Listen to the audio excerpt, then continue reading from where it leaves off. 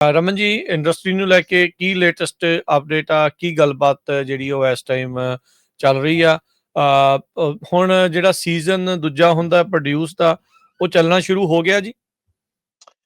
Rajkaran season ਤਾਂ ਕਿਉਂਕਿ ਆਪਾਂ ਦੇਖ ਰਹੇ ਫਿਰ ਇੱਕ ਬੰਨੇ ਤਾਂ ਟੈਰਿਫ ਦੀ ਮਾਰ ਜਿਹੜੀ ਲੱਗ ਰਹੀ ਹੈਗੀ ਹੈ, ਦੂਜੇ ਬੰਨੇ ਜਿਹੜੀ ਸੀਜ਼ਨਲ ਇਸ ਵੇਲੇ ਟੈਂਪਰੇਚਰ ਲੋ ਚੱਲ ਰਹੇ ਹੈਗੇ ਆ। ਟੈਂਪਰੇਚਰ ਦਾ ਬਹੁਤ ਜ਼ਿਆਦਾ ਫਰਕ ਹੈਗਾ, ਜਿਵੇਂ ਅੱਜ ਵੀ ਕਾਫੀ ਲੋ ਹੈਗਾ ਟੈਂਪਰੇਚਰ। ਆਪਣਾ ਅਪ੍ਰੈਲ ਦਾ ਐਂਡ ਹੈਗਾ, ਲਾਈਕ ਆਲਮੋਸਟ ਮਈ ਦਾ ਸ਼ੁਰੂ ਹੈਗਾ, ਜਿਹੜਾ ਟੈਂਪਰੇਚਰ ਫਿਰ ਸਟਿਲ ਕਾਫੀ ਲੋ ਹੈਗਾ।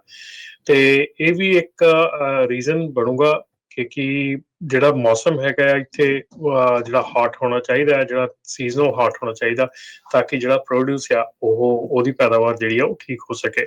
ਸੋ ਦੋਨੋਂ ਪਾਸੇ ਹੀ ਪ੍ਰੋਬਲਮ ਚੱਲ ਰਹੀ ਹੈਗੀ ਆ। ਇਸ ਵੇਲੇ ਜਿਹੜੀ ਲੌਂਗ ਬੀਚ ਪੋਰਟਸ ਹੈਗੀਆਂ, ਆਪਣੀਆਂ ਕੈਲੀਫੋਰਨੀਆ ਪੋਰਟਸ ਹੈਗੀਆਂ, ਆਲਮੋਸਟ ਇੱਥੇ ਕਿਹਾ ਜਾ ਰਿਹਾ ਕਿ 30% ਦੇ ਕਰੀਬ ਜਿਹੜਾ ਇਹ ਲੋ ਹੈਗਾ ਇੱਥੇ ਫreight। ਸੋ ਕਾਫੀ ਜ਼ਿਆਦਾ ਜਿਹੜਾ ਅਸਰ ਦੇਖਣ ਨੂੰ ਮਿਲ ਰਿਹਾ ਕੈਲੀਫੋਰਨੀਆ 'ਚ।